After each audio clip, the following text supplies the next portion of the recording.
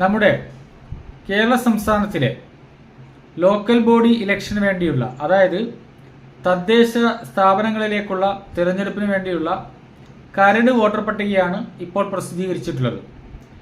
ഈ കരട് വോട്ടർ പട്ടികയിൽ നമ്മുടെ ഓരോരുത്തരുടെയും പേരുകൾ ഉണ്ടോ എന്ന് പരിശോധിക്കുന്നത് എങ്ങനെയെന്ന് പലരും വിളിച്ച് ചോദിച്ചുകൊണ്ടിരിക്കുന്നു.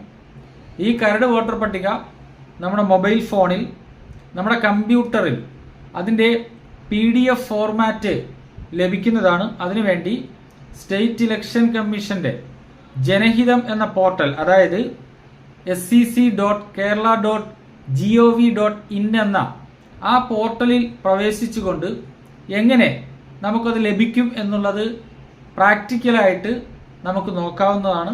സ്റ്റേറ്റ് ഇലക്ഷൻ കമ്മീഷന്റെ scc.kerala.gov.in എന്ന പോർട്ടലിൽ പ്രവേശിച്ചുകൊണ്ട് അതിൽ വോട്ടേഴ്സ് സർവീസ് എന്നുള്ള ആ ഓപ്ഷൻ ക്ലിക്ക് ചെയ്ത് ലഭ്യമാകുന്ന വ്യത്യസ്ത മെനുകളിൽ വ്യൂ വോട്ടേഴ്സ് ലിസ്റ്റ് എന്നുള്ള ഈ ഓപ്ഷൻ ക്ലിക്ക് ചെയ്ത് കഴിയുമ്പോൾ ജില്ല ചോദിക്കുന്നു, സെലക്ട് ചെയ്യുന്നു.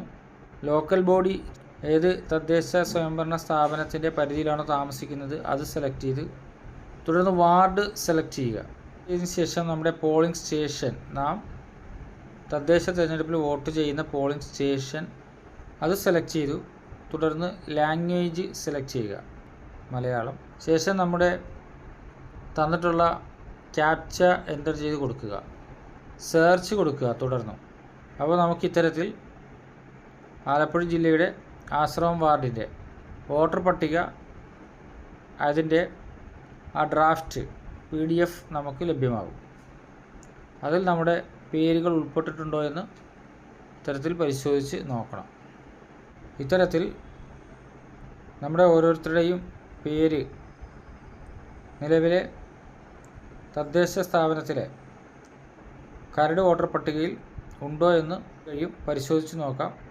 ഇത്തരത്തിൽ നമ്മുടെ പേര് വോട്ടർ പട്ടികയിൽ ഉണ്ടോ എന്ന് പരിശോധിച്ച് വോട്ടർ പട്ടികയിൽ ഉൾപ്പെട്ടിട്ടില്ല എങ്കിൽ additions apply online for inclusion in voters list എന്നുള്ള ഈ ഓപ്ഷനിൽ ക്ലിക്ക് ചെയ്ത് അതോടൊപ്പം തന്നെ ഒരു യൂസർ നെയിമും പാസ്വേഡും ക്രിയേറ്റ് ചെയ്തുകൊണ്ട് ആദ്യം സിറ്റിസൺ രജിസ്ട്രേഷൻ എന്ന് പറഞ്ഞ ഈ രജിസ്ട്രേഷൻ നടത്തി പേര് ചേർക്കുന്നതിന് വേണ്ടിയുള്ള ഓൺലൈൻ അപേക്ഷ സമർപ്പിക്കാവുന്നതാണ്.